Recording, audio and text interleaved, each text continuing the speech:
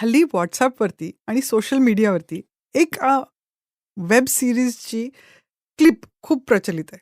तिथे एक आजी आहे. ते एका नवीन जोडप्यालाशी बोलत असते आणि म्हणत असते, की "तुम्ही तुमचं सेक्शुअल रिलेशनशिप टेस्ट ड्राईव्ह केलंय का?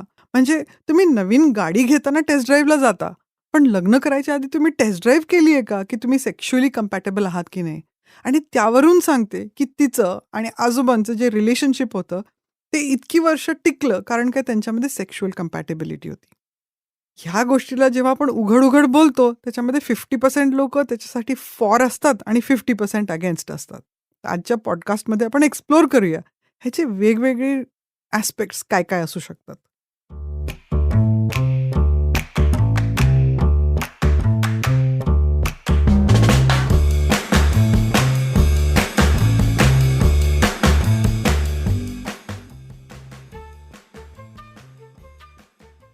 स्त्रियांचं आरोग्य, त्यातून त्यांचं लैंगिक आरोग्य, ह्याच्याबद्दल समाजामध्ये खूप समज आणि गैरसमज आहेत. ह्या गोष्टींबद्दल संवाद साधणं, मनमोकळेपणाने बोलणं आणि चर्चा करणं, ही खूप गरज आहे. याच उद्देशाने मी व्ही फॉर वजायना हा पॉडकास्ट सुरू केलाय. मी डॉक्टर नीलिमा देशपांडे, मी गायनेकॉलॉजिस्ट आणि सेक्शुअल मेडिसिन कन्सल्टंट आहे. गेली 30 वर्ष मी पुण्यामध्ये, इंग्लंडमध्ये आणि भूटानमध्ये स्त्रीरोग व प्रसूतीशास्त्र या विषयात काम केलेलं आहे. व्ही फॉर वजायना हा पॉडकास्ट यावर्षी गुढीपाडव्याच्या दिवशी सुरू करण्यात आला. यापूर्वी पहिले जे काही 15-20 एपिसोड्स आहेत, ते मी इंग्लिशमध्ये केलेत. इंग्लिश पॉडकास्टला खूप चांगला प्रतिसाद मिळाला. पण काही लोकांनी रिक्वेस्ट केली, की तुम्ही प्लीज हाच पॉडकास्ट तुम्ही मराठी किंवा हिंदीमध्ये केला, तर जास्त लोकं ऐकू शकतील, त्यांना मदत होईल. म्हणून येथे काही एपिसोड्स मी मराठी आणि हिंदीमध्ये करायचं ठरवलंय. आज माझ्यासोबत आहेत Niranjan Medhekar, CEO of sounds great. He podcast company आहे, जे माझ्या पॉडकास्टचं डिस्ट्रिब्युशन आणि प्रोडक्शन करतात. Thank you doctor. अनेक लग्न ठरलेली कपल्स प्री मॅरिडल सेक्सला प्रेफरन्स देत एकमेकांशी आपली सेक्शुअल कम्पॅटेबिलिटी आहे का हे तपासतात. तुमचा काय सल्ला असेल अशा सगळ्या कपल्सना? मी म्हणेन मी कोण आली सल्ला देणारी. आत्ताच आपण हा विषय काढला. 50% लोकं ह्याच्यासाठी फॉर असतात आणि 50% नसतात. तर ॲक्चुअली जे लोकं फॉर असतात ते करत काय असतात नेमके कंपॅटेबिलिटी टेस्ट करायला? तर रिसर्च जेव्हा आपण करतो तेव्हा लक्षात येतं, की ह्याच्यामध्ये पुरुषांचा आणि महिलांचा एक ह्या गोष्टीला एक्सप्लेन करायचं किंवा एक्सपिरियन्स करायची एक वेगळी पद्धत आहे. पुरुषांची आयडिया म्हणजे खूप सगळे गर्लफ्रेंड्स करायचे आणि खूप सगळ्या मुलींबरोबर सेक्स करून बघायचं, की कोणाबरोबर आपण सेटल व्हायचं का नाही. आणि मग इमोशनल कंपॅटिबिलिटी जिच्याबरोबर असेल, मग थोडंसं सेक्स कॉम्प्रोमाईज झालं तरी सुद्धा चालतं, असंही लक्षात येतं. मग मुलींचं काय असतं, तर त्याच्यामध्ये फारसं इमोशनल इन्व्हॉल्वमेंट न करता जर खूप मुलांबरोबर सेक्स केलं, तर फक्तच प्लेजर मिळतं. एंगेजमेंट मिळत नाही, रिवॉर्ड मिळत नाही, इमोशनल सपोर्ट मिळत नाही, सेल्फ एस्टीम वाढत नाही, हेही लक्षात येतं. कुठल्या एकाबरोबर इन्व्हॉल्व खूप झालं आणि त्यांनी डंप केलं, तरी खूप त्रास होतो. मग पुढे जाऊन खूप काळजी वाटते. अरे आपण व्हर्जिन नाही राहिलो आता. व्हर्जिन नाही राहिलो तर त्याचा प्रॉब्लेम कसा होईल? मग ह्या गोष्टीला कसं मॅनेज करायचं? माझ्याकडे दोन्ही प्रकारचे कपल्स येतात. असे पण कपल्स येतात, ज्यांनी लग्नाच्या आधी एक्सपेरिमेंट केलेलं असतं आणि डिस्कव्हर केलेलं असतं, की हो, त्यांचे सेक्शुअल एक्सपिरियन्सेस खूप छान आहेत, एन्जॉयबल आहेत, प्लेजरेबल आहेत. पण जेव्हा ते ठरवतात, की आपण सेक्स करायचं का, इंटरकोर्स करायचं का, तर मग कुठेतरी त्यांच्या मनात असतं, नाही अजून आपलं लग्न झालं नाही, तर आपण इंटरकोर्स नको करायला. मग प्रेग्नंट राहिलो तर? आणि दुसऱ्या प्रकारचे कपल असतात, जे इंटरकोर्स पण केलेलं असतंय, सेक्शुअल कंपॅटिबिलिटी असते, लग्नही झालेलं असतंय, लग्नानंतर येतात, की त्यांना प्रॉब्लेम आहे. तर का? तर त्या रिलेशनशिपच्या कॉन्व्हर्सेशनमध्ये इन लॉजची भांडण झालं, आता त्याचा जॉब गेला, आता त्याला डायबिटीज झालं, त्याला दुसरा कुठलातरी बीपीचा प्रॉब्लेम झाला, थायरॉईडचा प्रॉब्लेम झाला, आता इरेक्शनच येत नाही, त्यामुळे आमचं सेक्स सफर होतंय. तो मला विचारतच नाही, आता माझा जॉब गेला, मी घरी अडकले, मला स्वतःचं सेल्फ एस्टीम उरलं नाही, मला स्वतःची काही आयडेंटिटी नाही आहे, त्यामुळे मला स्वतःबद्दल खूप कमीपणा आला आहे, तर I don't feel sexy. I don't feel like having sex. मग गेली खड्ड्यात ना सेक्शुअल कंपॅटिबिलिटी. तर ह्याच्यावरनं आपल्याला लक्षात येतं, की कोणी कोणाला सांगू शकत नाही, की तुम्ही कंपॅटेबल आहात का नाही आहात. त्या कपलनी केव्हा, कधी आणि कसं ते एक्सपिरियन्स करायचं असतं, हे त्यांच्यावरती अवलंबून असतं. बाहेरनं कोणीतरी सांगणं तुम्हाला whether web series or not, की तुम्ही तुमचं रिलेशनशिप टेस्ट ड्राईव्ह केल्याशिवाय ते गुड इनफ नाहीये, ही खूप चुकीची गोष्ट आहे, असं मला वाटतं. त्या कपलला एज्युकेट करणं खूप जास्त गरजेचं आहे, की फक्त सेक्शुअल कंपॅटिबिलिटी नाही, तर intellectual compatibility, emotional compatibility, conflict रेझोल्यूशनची compatibility, inter relational compatibility, interdependability, ह्या सगळ्या गोष्टी, लाईफ व्हिजनची तुमची सिंक्रोनिसिटी तितकीच महत्वाची आहे. तुमची फक्त इंटरकोर्स टेस्ट ड्राईव्ह करण्यामध्ये मिनिंगच नाही आहे ना काही. करेक्ट. म्हणजे ओव्हरऑल तुमचं नातं कसं आहे एकमेकांसोबतचं हे जास्ती महत्त्वाचं आहे, फक्त सेक्शुअल कंपॅटिबिलिटीचा विचार करण्यापेक्षा. आता हे झालं की प्रीमॅरिटल सेक्स आपल्या जो कोण जोडीदार आहे, ज्याच्यासोबत लग्न करायचं त्याच्यासोबत. पण दुसरीकडे आज लग्नाचं वय वाढत असल्यानं लग्नापूर्वी प्रत्येकाचा काही ना काही पास्ट हा मोस्टली असतो. सो आजच्या जगात जर म्हणजे ब्रेकअप्स, हुकअप्स आणि वन नाईट स्टँडचे प्रमाण खूप वाढलंय. तर या सगळ्या पास्टमुळे लग्नानंतर प्रॉब्लेम येऊ नये म्हणून प्रत्येक इंडिव्हिज्युअलनी आणि कपलनी काय काळजी घ्यायला पाहिजे? हा खूप महत्वाचा मुद्दा आहे. सेक्शुअल कंपॅटेबिलिटी जर सोडली, तर सेक्शुअल हेल्थ ही खूप महत्वाची असते. पूर्वी सेक्शुअल रिलेशनशिप असणं, वन नाईट स्टँड्स किंवा त्याच्यामध्ये आपण प्रोटेक्शन किती डिलिजंटली वापरलंय, कॉन्डोम्स किती डिलिजंटली वापरले, आपण स्वतःच्या शरीराला किती रिस्क एक्सपोज केलंय. आणि आपल्याला माहिती की सेक्शुअली ट्रान्समिटेड इन्फेक्शन्स हे आता खूप झपाट्याने वाढतात जगामध्ये. कारण की एक तर शेअर पॉप्युलेशन नंबर वाढलंय, सेक्शुअल फ्रीडम वाढलंय, लोकांची मोबिलिटी वाढली आहे. इकडून तिकडे म्हणजे जगभर ट्रॅव्हल करायची ॲबिलिटी खूप वाढली आहे. तर ह्याच्यामध्ये काय होतं की जितके जास्त रिस्क घेतो अनप्रोटेक्टेड सेक्समुळे, तितके इन्फेक्शन पास ऑन करायचं रिस्क पण वाढतं. आणि अनफॉर्च्युनेटली किंवा फॉर्च्युनेटली दोन्ही प्रकारे बघता येईल. मेल जेनिटल सिस्टम जी आहे, त्याच्यामध्ये इन्फेक्शन्स खूप लगेचच दिसतात असं नाही, पण ट्रान्समिट खूप क्विकली होतात. काही बरेच इन्फेक्शन्स क्लॅमिडिया, सिफिलिस, ट्रायकोमा हे सायलेंट असू शकतात. बायकांमध्ये काय होतं, तर क्लॅमिडिया हे इन्फेक्शन खूप सायलेंट असतं, त्याच्यामुळे डॅमेज खूप होतं. त्याचे कॉन्सिक्वेन्सेस इन्फर्टिलिटी, पेल्विक पेन असे खूप असू शकतात.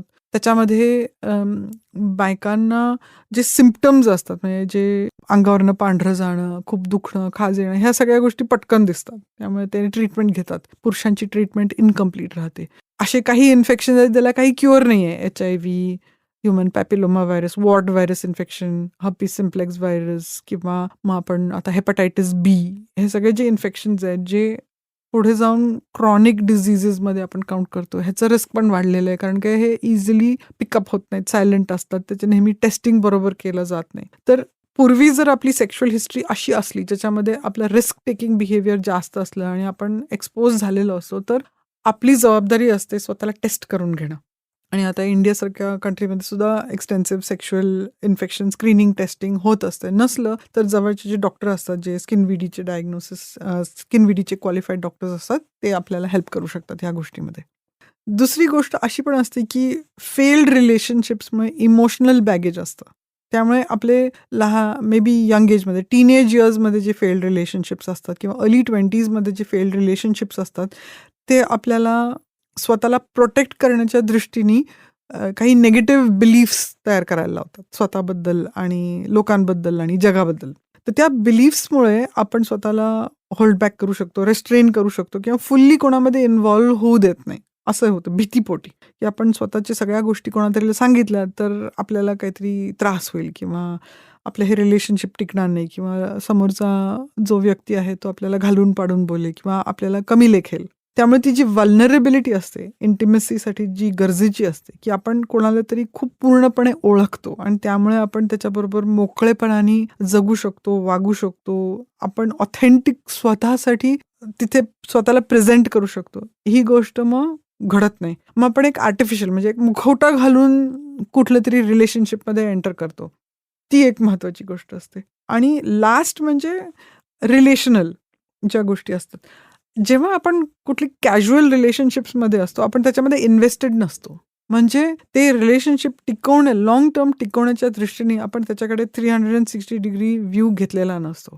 ह्याचा अर्थ काय, की आपण ज्याच्याबरोबर लाँग टर्म रिलेशनशिप प्लॅन करतोय, आपलं लाईफ प्लॅन करतोय, आपलं लाईफ व्हिजन प्लॅन करतोय. जसं आपण पूर्वीच्या पॉडकास्टमध्ये पण बोललो आहे, की आपलं जे लाईफ पोटेन्शियल असतं, आपल्याला असा एक कोणीतरी जोडीदार पाहिजे, जे आपलं पोटेन्शियल अचीव्ह करण्यासाठी आपल्याला सपोर्ट मिळेल आणि आपण त्याला सपोर्ट करू शकू. प्रेमाची पण व्याख्या अशी आहे. शेक्सपियरनी खूप पूर्वी म्हटलंय, "to love and to be loved in return is the greatest thing on earth." तर आपलं प्रेम कोणातरीला देता येणं आणि त्याचं प्रेम आपल्याला रिसीव्ह करता येणं लाँग टर्मसाठी पॉसिबल करण्यासाठी ज्या गोष्टींकडे आपल्याला लक्ष द्यावं लागतं, इन्क्लुडिंग त्या पर्सनला आपण अपलिफ्ट कसं करू शकतो, त्याचे रिलेशनशिप्स, त्याची इंटिमेसी, त्याचं इमोशनल सिक्युरिटी, सेफ्टीसाठी आपल्याला काय काय करावं लागेल, ते आपण करायला तयार आहोत का नाहीत, हे प्रश्न पण विचारणे गरजेचं असतं. आणि बरेच वेळा काय होतं, की पूर्वी जेव्हा सुपरफिशियल रिलेशनशिप्स असतात, या गोष्टींचा विचारच केला गेला नसतो. बऱ्याच सुपरफिशियल रिलेशनशिपमध्ये पहिल्या कॉन्फ्लिक्टलाच ते रिलेशनशिप बंद पडतं. अरे, हं. ती असं बोलली, तडकाफडकी निघून जायचं आणि ते सोडून दिलं. काय सोडून दिलं? काही कॉन्सिक्वेन्सच नाहीये ना कोणाला सोडलं. दुसरी सापडते, बिग डील. असं करून धरसोडपणा करणं आपल्या फायद्याचं ठरत नाही. कारण समोरची व्यक्ती स्वतःची बाजू कशी मांडते, ते काय म्हणायचं असतं त्यांना, हे ऐकण्याची पण कपॅसिटी आपल्याला शिकावी लागते.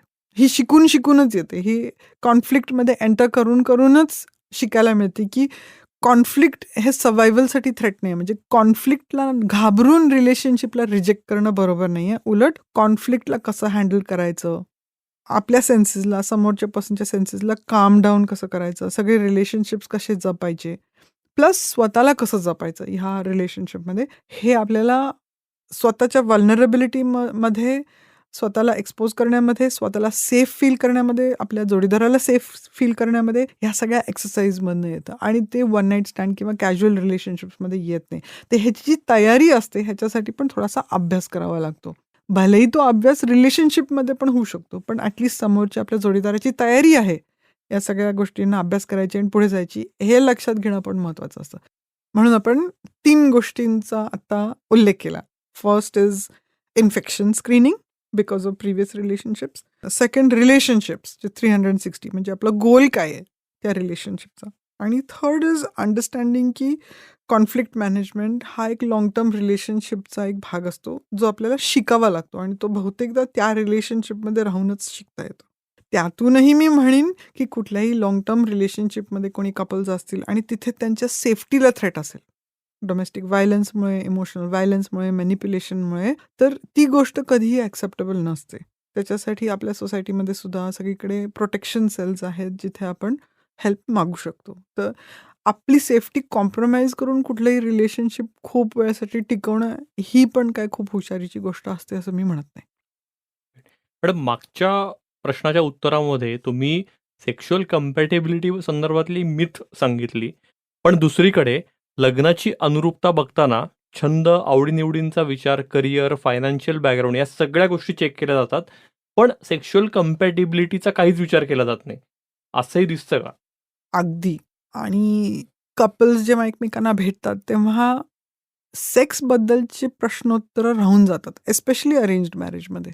आणि आय थिंक हा एक सेक्स एज्युकेशन प्रणालीचा फॉल्ट पण आहे, आपल्या समाजाचा, कल्चरचा पण एक फॉल्ट आहे, पेरेंट्सचा पण फॉल्ट आहे, की ते sexual life, sexual compatibility, sexual अंडरस्टँडिंगबद्दल ओपनली बोलत नाहीत. आपल्या मुलांना एम्पॉवर करणं पेरेंट्सचं काम असतं. स्कूलमध्ये सेक्शुअलिटी एज्युकेशनचं काम असतं. आपल्या पियर्सचं पण काम असतं, की सपोर्ट करणं. ही ओपननेस जी असते, हा डायलॉग असतो. सो जेव्हा नवीन भेट होते मुला-मुलीची, तेव्हा लगेच कोणी सेक्सबद्दलच बोलतील असं तर होत नाही. आपण बाकीच्या गोष्टींबद्दल बोलतो, की आपली खरंच मनं जुळतात का? पण सेक्सबद्दल बोलणं फक्त सेक्शुअल कंपॅटेबिलिटीच्या दृष्टीने नाही, तर त्याच्या कॉन्सिक्वेन्सेसबद्दल पण बोललं गेलं पाहिजे. कारण काय आपल्याला माहिती आहे, म्हणजे आपण आता सेक्सबद्दलच खूप पॉडकास्ट करतो म्हणून आपल्याला माहिती आहे, की लाईफमध्ये अप्स अँड डाऊन्स खूप गोष्टी घडत असतात, ज्याच्यामुळे तुमची sexual energy, compatibility, drive, sexual attraction ह्या सगळ्या गोष्टी कमी जास्त होत असतात.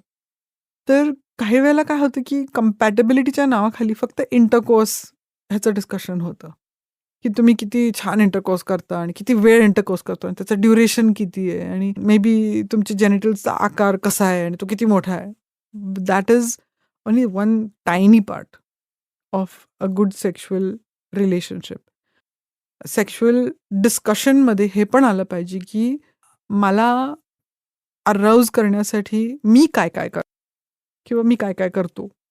ह्या गोष्टी I find this arousing or I find this exciting.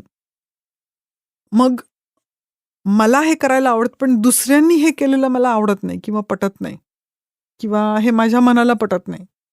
हे आयडियाज. बरं, मला हे आवडतं, दुसऱ्यांनी केलेलं हे मला चालतं, पण ह्या गोष्टी मला अजिबात चालत नाहीत ना. बघायला नाही आवडत, वाचायला नाही आवडत, मला ते कळायला पण नको आहेत.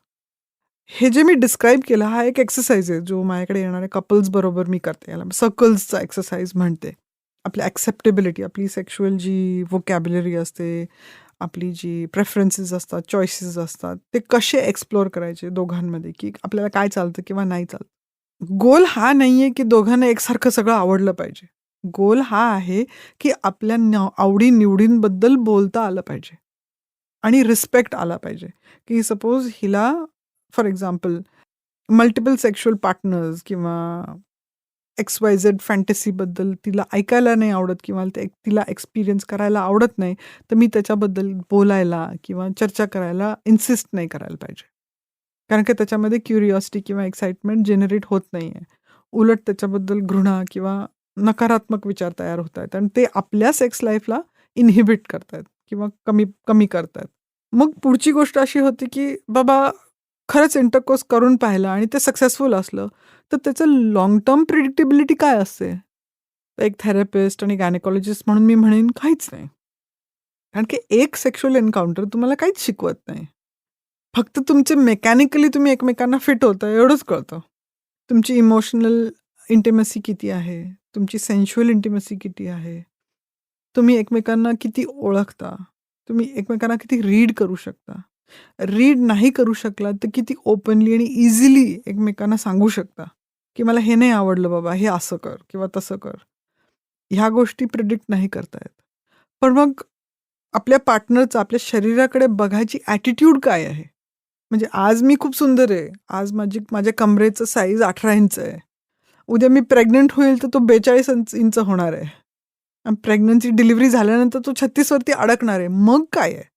मग माझ्या बॉडीवरती स्कार्स असणार आहेत, स्ट्रेच मार्क्स असणार आहेत, माझे ब्रेस्ट एवढे मोठे झालेले असणार आहेत, असं असणार आहे, तसं. तेव्हा तो माझ्याकडे कसं बघणार आहे? मग ह्याचं इम्पॉर्टन्स किती आहे? सेक्शुअल अट्रॅक्टिव्हनेससाठी मला काय-काय करावं लागणार आहे? मग ते अतिप्रयत्न करून सुद्धा मी असे पेशंट्स बघितले डिलिव्हरीनंतर, की ते इतके डिस्ट्रेस्ड असतात त्यांच्या शरीराबद्दल, की ते मुलाला सुद्धा विसरायला तयार असतात. की माझ्या नवऱ्याला माझं हे शरीर अजिबात आवडलेलं नाही, तर मी काय करू? मी आता कसं करू?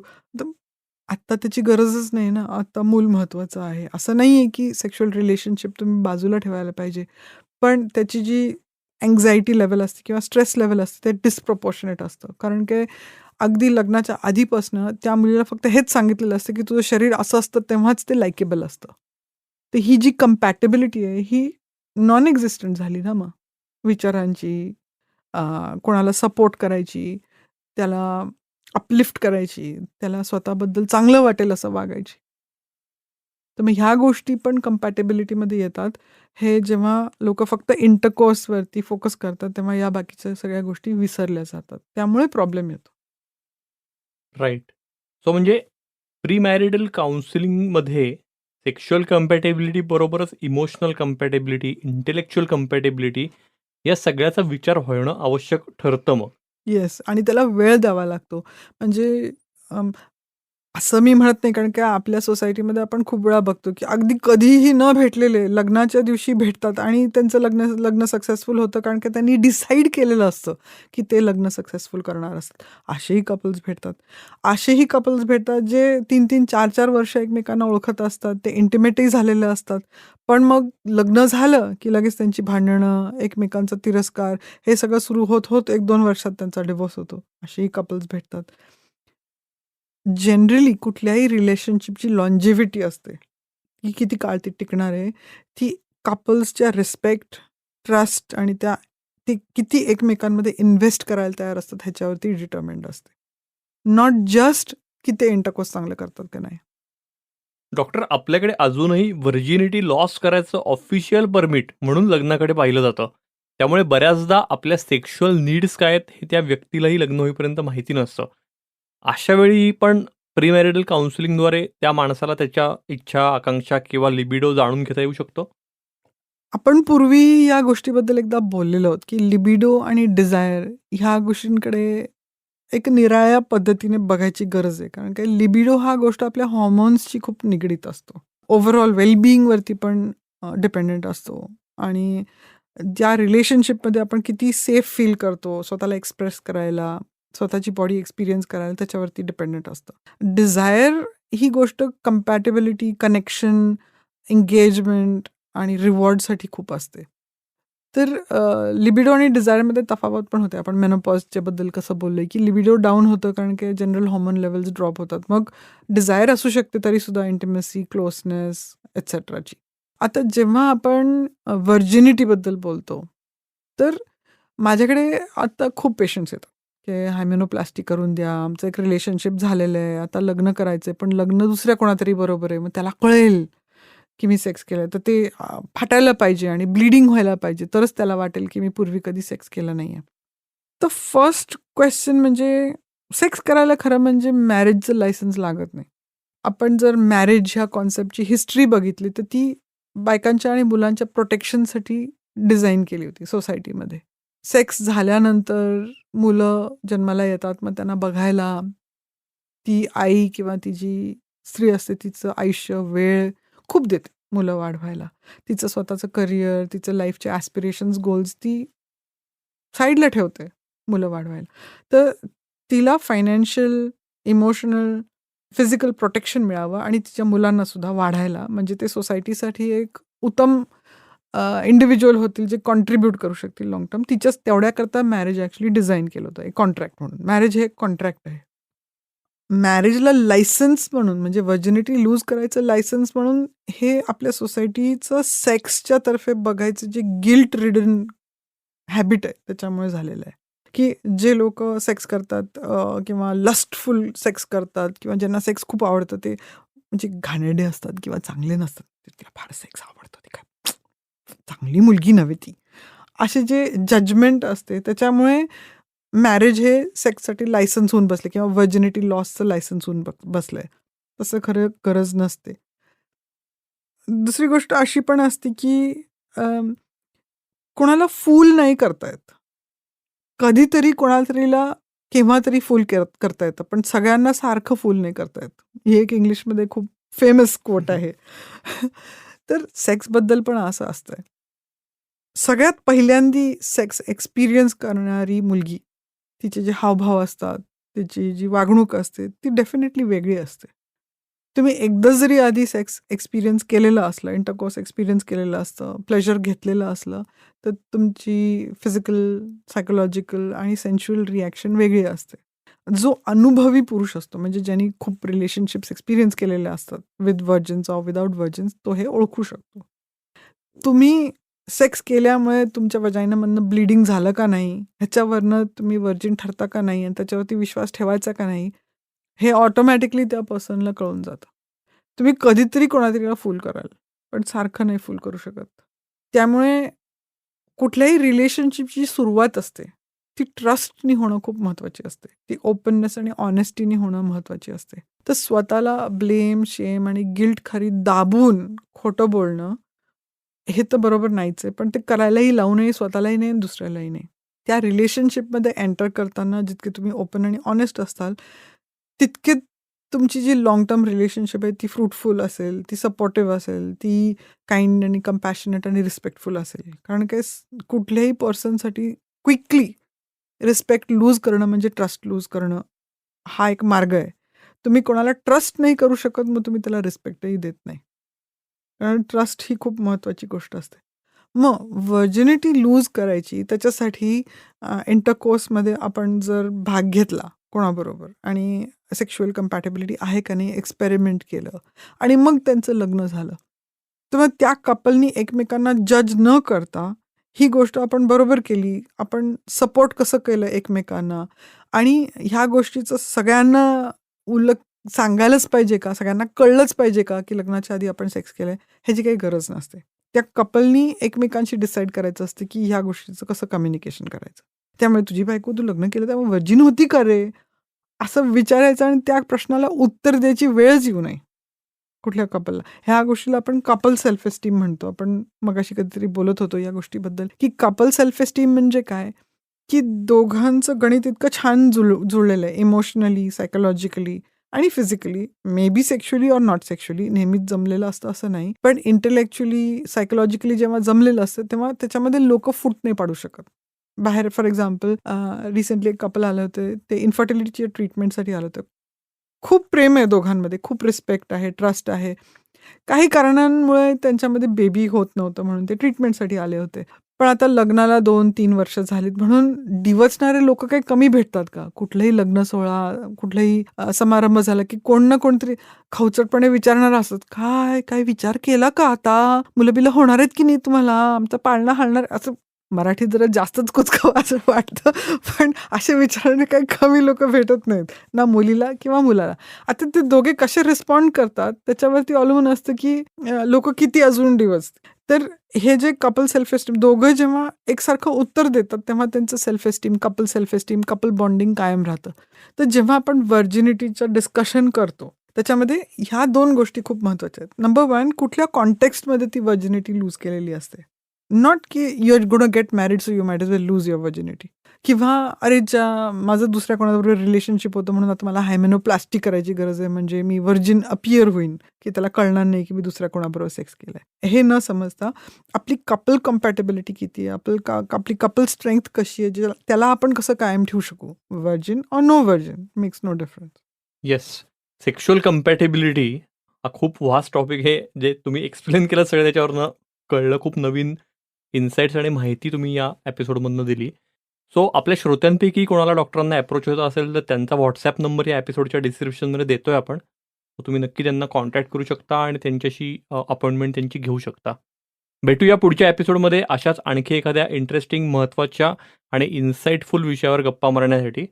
तोपर्यंत bye bye. Disclaimer. This podcast is for general information purposes only. It does not constitute the practice of medicine, nursing, or other professional healthcare services, including the giving of medical advice. No doctor-patient relationship is formed. The use of this information and the materials linked to this podcast is at the user's or listener's own risk. The content on this podcast is not intended to be a substitute for professional medical advice, diagnosis, or treatment.